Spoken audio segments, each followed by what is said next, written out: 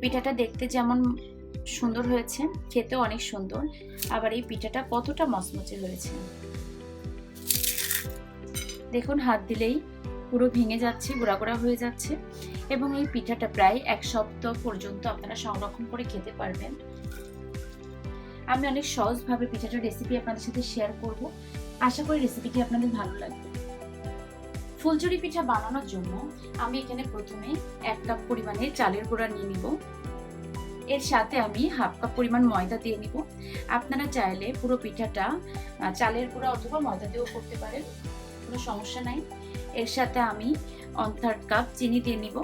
আপনারা চাইলে চিনিটা একটু বেশি পরিমাণ বা কম পরিমাণও দিতে পারেন। আমি একটু হালকা মিষ্টি পছন্দ করি, যে কারণে আমি 1/3 কাপ দিয়ে নিয়েছি। এখানে আমি 1/3 কাপ গুঁড়া দুধ অ্যাড করে নিব। এখানে এর সাথে প্রায় হাফ চা চামচ লবণ দিয়ে নিব। এখানে আমি হাফ চা চামচ কালো জিরা অ্যাড করে নিব। এর সাথে আমি একটা ডিম ভেঙে দিব।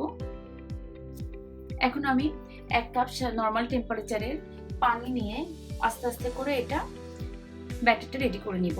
আপনারা চাইলে নরমাল টেম্পারেচারে রাখা দুধটাও দিতে পারেন, বা শুধু যদি আপনারা গরুর দুধটা ঘন করে জাল দিয়ে দিতে চান বা এখানে গুঁড়া দুধটা অ্যাড না করতে চান, তাতেও কোনো সমস্যা নাই। এখন আমি অল্প অল্প করে পানি দিব আর এই ব্যাটারটা রেডি করে নিব। তবে একবারে পানিটা দিবেন না, বুঝে বুঝে একটু পানিটা দিতে হবে।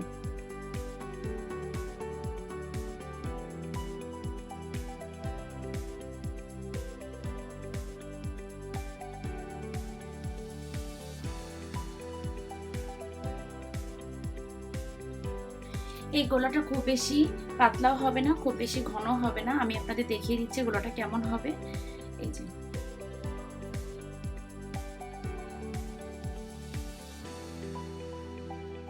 এখন এই গোলাটাকে আমি 15 মিনিটের জন্য রেস্টে দিয়ে দিব।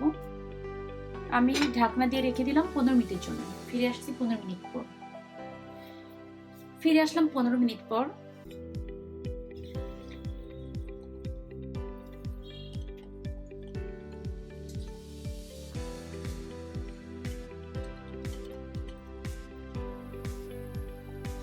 এখানে আমি কড়াইতে তেলটা গরম হতে দিয়েছি, আর এখানে আমি ফুলঝুরি পিঠাটা বানানোর জন্য সস নিব। আমি আপনাদের দেখিয়ে দিচ্ছি। এখানে আমি এই সসগুলো ব্যবহার করব। এগুলো ইজিলি বাজারে কিনতে পাওয়া যায়। আমি এখানে 2টা সস ইউজ করব, তাহলে পিঠাটা একটু দ্রুত বানানো যায়। তো আমি যেটা করব, যেহেতু আমি তেলটা গরম হতে দিয়েছি, আমি এখানে এই সসটা ডুবিয়ে রাখবো।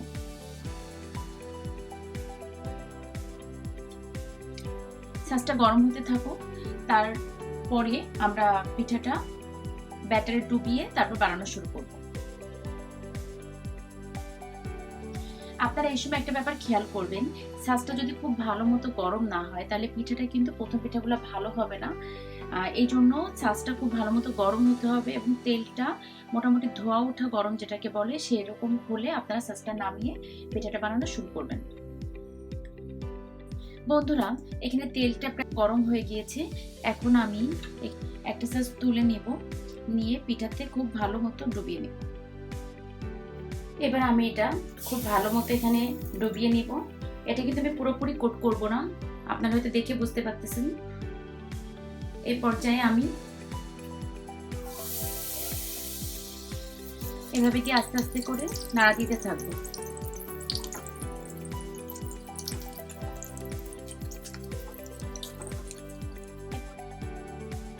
চুলার জালটা আমি হালকা রাখবো।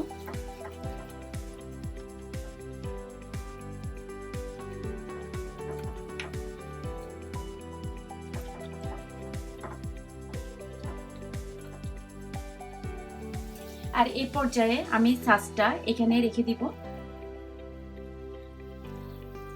এই পিঠাটা এই পর্যায়ে খুব নরম থাকবে, কিন্তু এটা তোলার পরে কিছুক্ষণ রাখার পরে দেখবেন যে পিঠাটা শক্ত হয়ে গিয়েছে এবং অনেক মচমচে হয়েছে।